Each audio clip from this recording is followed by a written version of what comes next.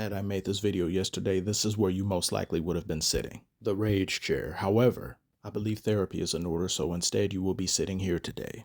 Therapy chair. A chair I believe many are in dire need of during these Bam strange times. I don't know if you saw that Bam Adebayo had 83 points tonight. I'm sure you know Bam. On second thought, to hell with that, because I'm sure by now you've seen many an NBA YouTuber put up Wilt Chamberlain stats on what Bam did the other day, myself included a few hours after it happened, as well as players, coaches, etc. And though our opinions on Bam's performance may differ, I think we can all agree that we were shocked. Though now what I'm feeling more so isn't shock, but disgust.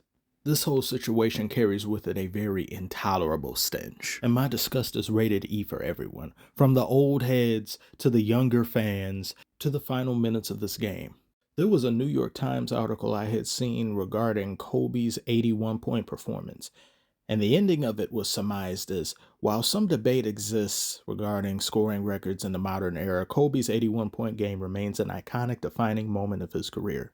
Why people feel as though that's changed in the past 48 hours is anyone's guess. And why they feel the need to marginalize Kobe Bean Bryant's entire career to one performance? I saw a tweet that had a lot of traction saying, "What does Kobe Bryant have left at this point?" Just asking, not to be disrespectful. What does Kobe Bryant have left? And that was liked by tens of thousands of people, among many other garbage tweets that also went viral. Some questioning his legacy. It was like, oh, his legacy is gone, or what does he even have in that category either? I'm not even going to list Kobe Bryant's accomplishments, because one should only give so much of themselves when arguing with dimwits, simpletons, and dullards. And as an NBA YouTuber, I'm air quoting once again, no, actually, as someone who tries to operate on logic more often than not, and trying to give the benefit of the doubt and being even-keeled, objective to a great many things, the NBA ecosystem, more so than any sport on Earth, is chock full of radiation. This biome is inhospitable. And why is it so? Because nearly every aspect of this game is a proverbial rock and a hard place. Let's talk about ethics. The thing everyone claims to have but selectively applies depending on how it benefits them. Bam should have sat himself because Kobe sat himself once. He didn't feel it was necessary to remain in the game. Bam should have done the same out of respect for Kobe. Why?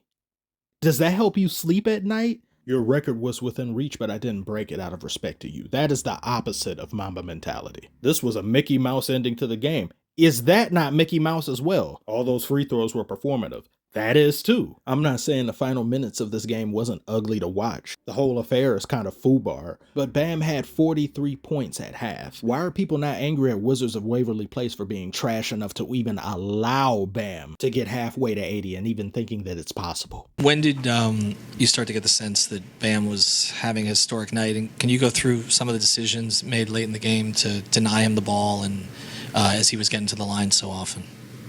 You got to give him credit in the first half. He shot the ball terrific. He scored the ball really well. The fourth quarter just turned into not a real basketball game, but we got to be better with our ball security, and we got to own the fact that we let this guy get hot, and that's on us. At the time of making this video, the Wizards are 29th in defensive rating. They're the 4th worst team after All-Star break. They're top 4 in points allowed. They're the 4th most fouling team in the NBA. The Pistons are first. Oh, Lord. Anyway, the Wizards are the 3rd worst in the NBA in the 4th quarter as well. Now add in the fact that Bam was missing key players on his team. A lot of scoring threats weren't there. He was the sole option. They're feeding him because they have no choice but to feed him. There's no silverware on the table. Everybody has to eat with their hands. People are licking the plate. They're eating the table. Everything begins and ends with Bam. That's how he ends up getting the 43 points at half. I see that as the chicken. The egg is the 3rd and 4th quarter, primarily the 4th quarter. So does the 4th quarter not count? Even though he was being guarded like this, does that not count? Ethics once again. Chamberlain was being fed the ball in his 100-point game. They said it was just somewhat of a farce in a way. Does that not count? Look at the time of this game and look at Kobe at the line. In today's game, you'll see many a star sit at this time. He's still out there. Why? Because he wants more points. Well, you say the lead wasn't as bad as it was in the Heat and Wizards game. Okay? There's a lot of buts and not exactlys. I'm not even arguing in favor of Bam necessarily, as I'm arguing the lunacy of NBA fan perception and conversations. For example, Wilt scored 100 points in a game that nobody was alive to see, and there's no footage. I don't really even know if it exists. These are young fans that are saying this. He also scored those points in an NBA where there was only 9 teams. So he's playing against florists, communists, and welders. In my opinion, he may have scored more points than that. Look at when he did it, 1962, before the Civil Rights Act. That was Jim Crow era. They ain't trying to give credit to no black person back then. So you know for a fact those 100 points are legitimate. But that's just the younger fan side. And then you have the older fan side. Bam can't do this, that, and the other because of Kobe, this, that, and whatever. It wouldn't have mattered if it was Bam, if it was someone else. Anyone passes that 81 point threshold, they are going to get hated on by the previous generation because you are doing so in an era that is extremely weak. You get touched as a foul, this, that, and the other. Some of that I agree with.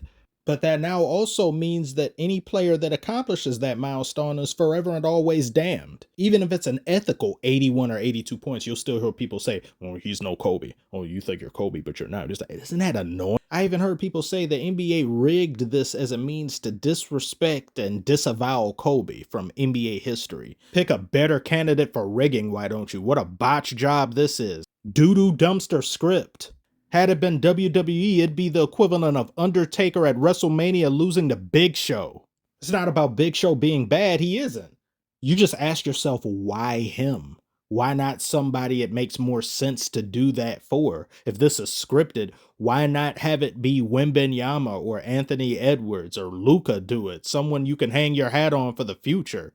Bam! And this is coming from a Pistons fan whose team has fallen to the 5th pick 3 years consecutively. I know they be rigging back there. We all know that. They try to pretend that they don't, but we know. This makes no sense. It's not beneficial for them to have done this. This video isn't to make you feel any less upset at the situation of Bam getting 83, more so to just look at the forest for the trees. The definition of ethical when it comes to basketball is so ever changing that it's really not fair to anyone.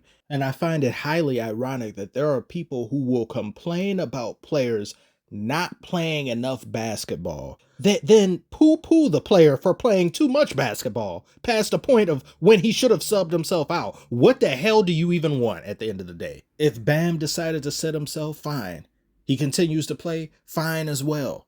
It should be ultimately up to him and not others dictating what his game and what his legacy will end up being to protect someone else's that for sure would not have done so himself. In the 4th quarter of that game, there's no way Kobe wasn't thinking of passing Will.